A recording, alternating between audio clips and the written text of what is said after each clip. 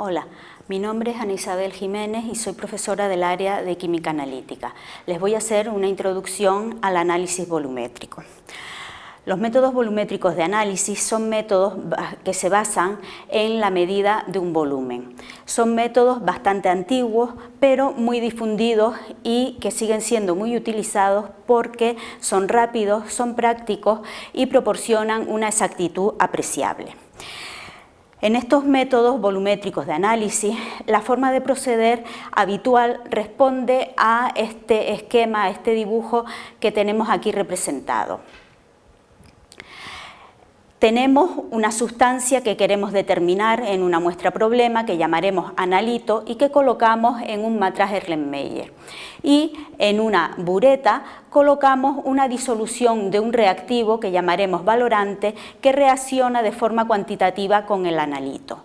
Va a ser el volumen de valorante el que nos va a permitir conocer la cantidad de analito que hay en la muestra problema. Este procedimiento se denomina valoración. Podemos entonces decir que en una valoración lo que tenemos es un analito, la sustancia objeto del análisis o de la determinación, que hacemos reaccionar con una disolución de un valorante, que debe ser una disolución de concentración perfectamente conocida, y en el momento en el que la reacción entre el analito y el valorante termina, por haberse agotado el analito, obtenemos un punto que es lo que se denomina el punto de equivalencia. Es decir, el punto de equivalencia es el punto en el cual analito y valorante han reaccionado totalmente. Sin embargo, el momento en el que nosotros detenemos la valoración es lo que determinamos o lo que denominamos punto final. La diferencia entre el punto de equivalencia y el punto final es lo que da lugar al error de valoración. En la situación ideal, el punto de equivalencia y el punto final deben coincidir, pero debido a los problemas que puede presentarse para detectar ese final de la reacción, pues suele haber pequeñas diferencias entre ambos. Bien, entonces dentro de los métodos volumétricos tenemos que hablar de tres puntos principalmente. Por una parte, de las reacciones de valoración, de los sistemas indicadores del punto final y de las disoluciones de reactivos valorantes.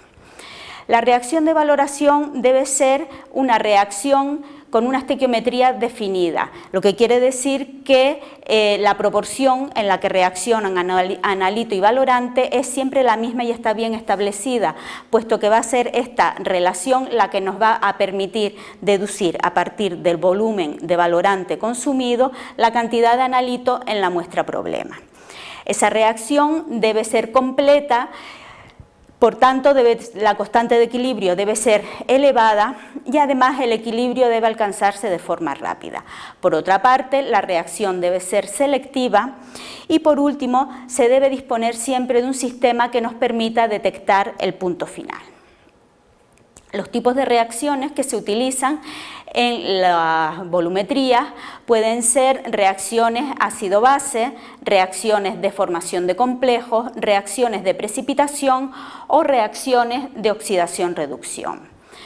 También se pueden utilizar otro tipo de reacciones para los métodos volumétricos, aunque estas son las más frecuentes. Y dentro de estas, las reacciones ácido-base y las reacciones de oxidación-reducción son las que encuentran un mayor número de aplicaciones. Sin embargo, las reacciones de formación de complejos y las de precipitación, si bien tienen menos aplicaciones, sus aplicaciones son muy importantes. Por ejemplo, en el caso de la formación de complejos, se utiliza para la determinación de la dureza de las aguas o en el caso de las volumetrías de precipitación, se utilizan para la determinación de los cloruros también en agua. En cuanto a los sistemas indicadores del punto final, nos podemos encontrar con dos tipos de sistemas indicadores. Por una parte, tenemos los indicadores visuales, que son sustancias que añadimos al matraz de valoración y que experimentan algún cambio en las proximidades del punto de equivalencia, de forma que ese cambio es el que nos permite a nosotros detectar que la reacción ha terminado. Los cambios más frecuentes son cambios de color, aparición o desaparición de un color, aparición de turbidez o aparición de un precipitado. También podemos detectar el final de una valoración haciendo uso de indicadores instrumentales. En estos casos, lo que se hace es monitorizar la reacción midiendo la variación de una propiedad mediante una técnica instrumental, midiendo la variación de una propiedad asociada a la concentración de alguna de las especies que interviene en la reacción. Puede ser de la concentración de analito, de la concentración de los productos de la reacción o de la concentración de valorante. En cuanto a los tipos de valorantes utilizados, podemos encontrarnos también con dos tipos. Hay una serie de sustancias que se denominan patrones primarios, que son compuestos que tienen una pureza muy elevada y que se utilizan como material de referencia en los métodos volumétricos. Estos patrones primarios son los que determinan la exactitud de los métodos. Los patrones primarios, además de tener una elevada pureza, deben de tener otra serie de requisitos, como la estabilidad, no deben contener moléculas de hidratación, deben ser asequibles a un precio razonable, deben ser solubles en el medio de valoración y deben tener un elevado peso molecular, puesto que estos patrones primarios los vamos a preparar por pesada y al tener un peso molecular elevado, pues los errores que se cometen en la pesada se minimizan. Ejemplos de sustancias que son patrones primarias pues son el carbonato sódico, que se utiliza como patrón en volumetrías ácido-base, o el dicromato potásico, que se utiliza como patrón primario en volumetrías de oxidación-reducción. Como vemos, los requisitos que debe cumplir una sustancia para ser patrón primario son muchos, por tanto son pocas las sustancias que cumplen todos estos requisitos.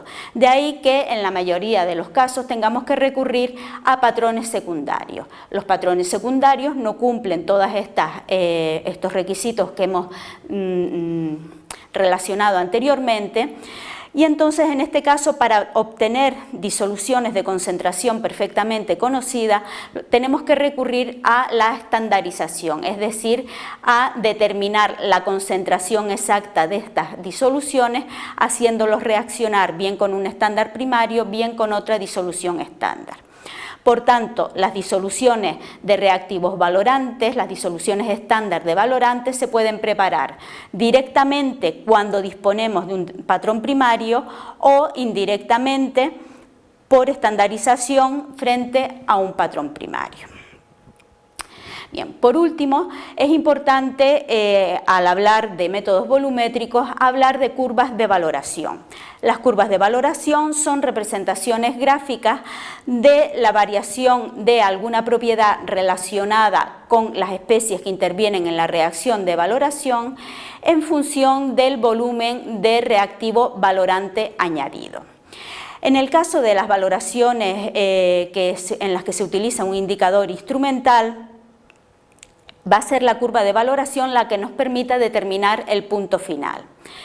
Si utilizamos un indicador visual, la curva de valoración siempre es útil para establecer cuáles son las condiciones óptimas para llevar a cabo la valoración y también para seleccionar el indicador visual más apropiado. En el caso de las curvas de valoración nos podemos encontrar con curvas lineales cuando la propiedad que representamos frente al volumen de valorante depende de forma lineal con la concentración, o nos podemos encontrar con representaciones o con curvas logarítmicas cuando la propiedad que representamos tiene una relación con la concentración a través de un logaritmo, como sería el caso que tenemos aquí representado en una curva de pH, de una valoración ácido-base, donde representamos el pH, la variación de pH de la disolución frente a los mililitros de valorante añadido. Bueno, esto es una breve introducción a lo que son los métodos volumétricos que ya desarrollaremos con más profundidad más adelante. Muchas gracias.